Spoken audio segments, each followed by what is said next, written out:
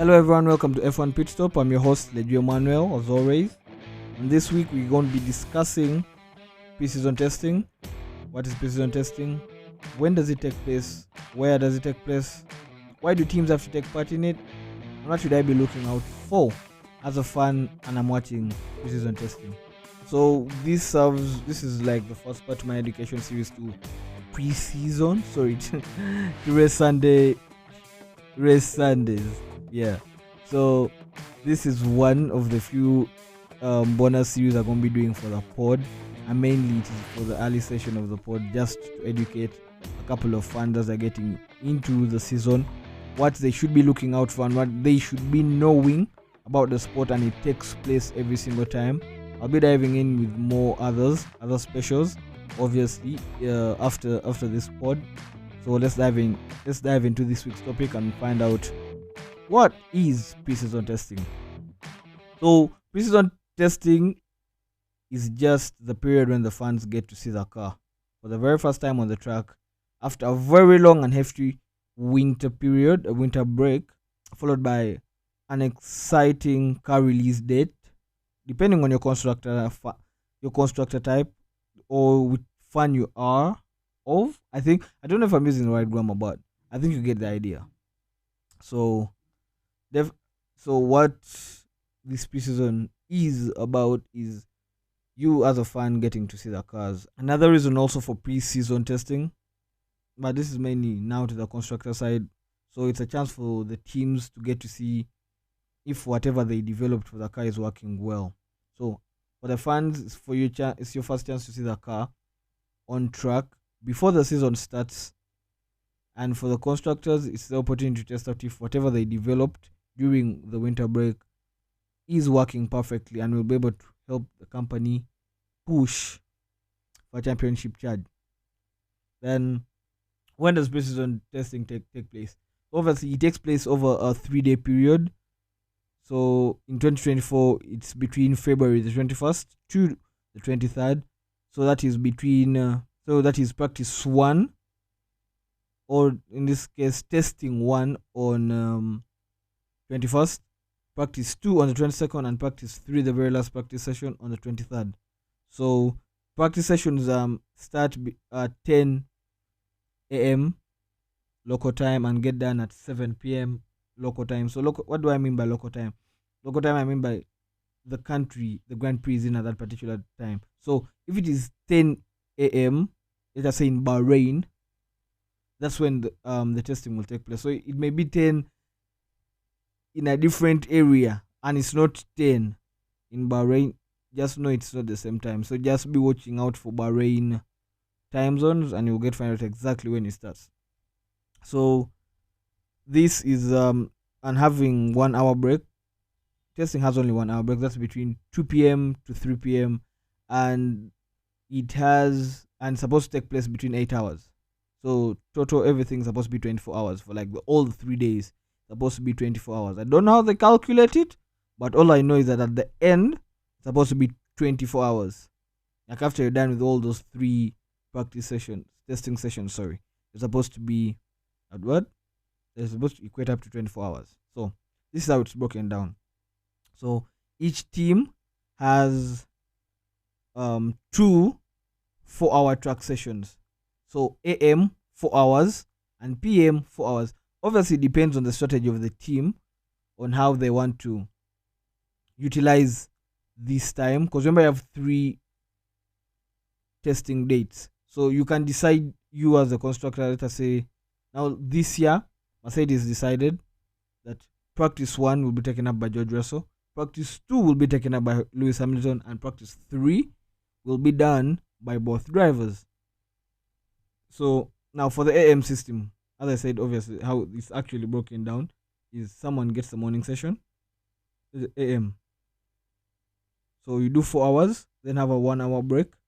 Then after that, another driver gets the PM session for 4 hours, and then the testing day is done. So you have to make sure you fit everything you're trying to test out with your car in between that testing period. Obviously, it can get longer, but you have to usually fit everything during that testing period. So where does it take place? Obviously, I already gave this up already in the pod. It takes place in Bahrain, in Sakir. So it's the Bahrain International Circuit. That's where preseason testing takes place. So we already passed that, so you can just go and watch what transpired during testing. It's also exciting because you can have different views of it. You may decide that, oh yeah, it's actually is important, but it depends all on you. So why do teams actually take part in preseason testing? So you know, I'm going to break this down into mechanics, drivers. I think we should do, yeah, constructors. Did I mention engineers? Okay, let me start again. Engineers, mechanics, I think, and drivers.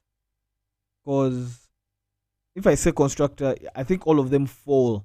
All of the things fall under the constructors bracket. So let me break it down into that. So it can be after a very long winter break. After you're done, obviously, with the Abu Dhabi Grand Prix, which is the last race of the race calendar, these teams go into the winter break, whereby they do now extensive reconstruction of the car. To some, it's extensive. Some may not be too much, but to just build a better car than the previous season will give you an edge for competition. In short, if I should put it like that, in short. So these new components you've obviously developed, you need time to test them out to see if they are going to perform as intended. So they do simulations while they create these parts and components, and as adding them to the car, the simulators show them how these particular parts will be performing and how they're going to help the car. But obviously, that is just a simulation. It is different from the real world thing. So they will have to test out these cars on the tracks, and they add I think they're called error racks. So they're like attached on the sides of the car, and these help on collection of like data that is sent to the guys in the paddock, and they compare that data with the simulator data and make sure they correspond. So when they correspond, it actually shows like, oh, the car is now performing better than last year's car, or it's performing as expected from the simulators. So that is in turn very important. Then now for the engineers, this 3-day period, as I said, they use it to collect data.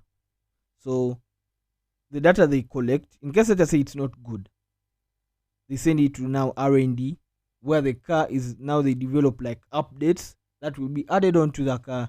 And obviously, this you should have seen it with McLaren in the 23 season, whereby they started with a car which was not really so well, that was not performing so good, but the updates added to the car improved its performance and gave them a better push for competing. So that's how you can see how this data being collected right now and in the season 2 is important. It helps you, like, in case the car is not performing to how you want it to, the upgrades, the time you put in the upgrades, it definitely, as you hear, upgrades the car. So for the mechanics, this is the opportunity also to be training and testing out their pit stops. So when the cars pit in, the tires, front wing has got a problem, you have to remove that too. So for them, this is that period also to do that kind of like training and practice. So that obviously along the season they also do that, but this is more like fresh off winter break, it's like your very first time back on track seriously. So you definitely have to put in the practice. Same for the drivers, because the drivers also, when they're done with the season, they're going for the winter break, you're eating. So you come back, you do exercise, but all this time you're spending it on a simulator, because before you get into the car, you first do a couple of simulators. Guys go to the simulator, they drive, bro. Guys can do like long hours on those tracks, honestly. Long hours on the tracks. But that's, remember, simulator track, it's not the same as being in the car. So you have to dive into the car and shake off those winter modes and get ready to race. So definitely they have to that's an important thing for them. And that's why testing is also there. So they have to shake off that rust. That by the time at least the first Grand Prix is starting, at least you're in a better position than you were before at least testing. So imagine you just doing a simulator and you're diving directly into the car without even doing any form of testing. Obviously, they would cause a couple of accidents, but honestly, there would be accidents there. So then, why? So not why. Sorry, we're done with that. What should I watch out for as an F1 fan? And I'm watching testing. So look out for error rocks. Those are the things I explained earlier. Attached to the sides of the car. Some of them are in a square format, multiple squares. Others are in it's called a pentagon. I think 5 sides. Yeah, pentagon like multi-pentagon like shape.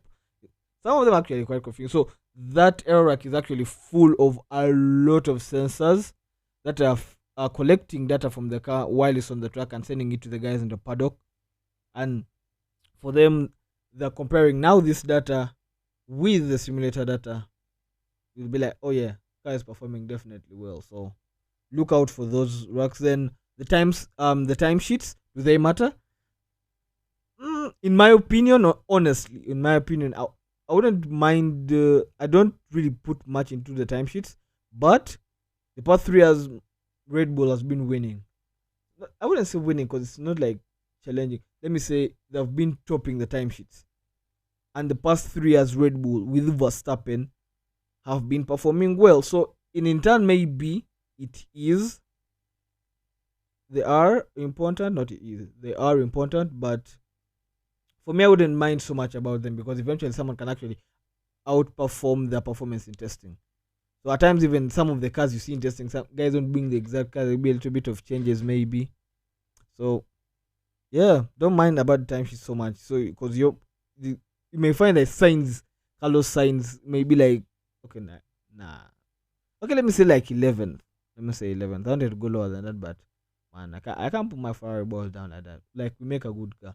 So imagine now he starts with this car in the 11th during testing, and you find him performing very well during the season, and you shouldn't wonder. They do a lot of sandbagging during testing, so it tends to confuse fans a lot, but you shouldn't really mind that. Just know, wait for race Sunday, and the person will perform accordingly. So man, that's all for the pod. Yeah, look out for those things. Go watch the practice sessions that took place. Then rest Sunday, obviously this Sunday is when we are starting with the Formula One Grand Prix in Bahrain. And watch out for the watch alongs. I'm going to be having watch alongs on my YouTube channel where we shall be obviously discussing Drive to Survive and other documentaries made about Formula One. Then on we shall be having also watch alongs for race Sundays. Yeah, so anyone who'd love to get time, come through, let's link up and let's watch a race Sunday together. So anyway, man, my name is Joe Manuel as always. Thank you for listening to the pod. See you again, same time, same place next week.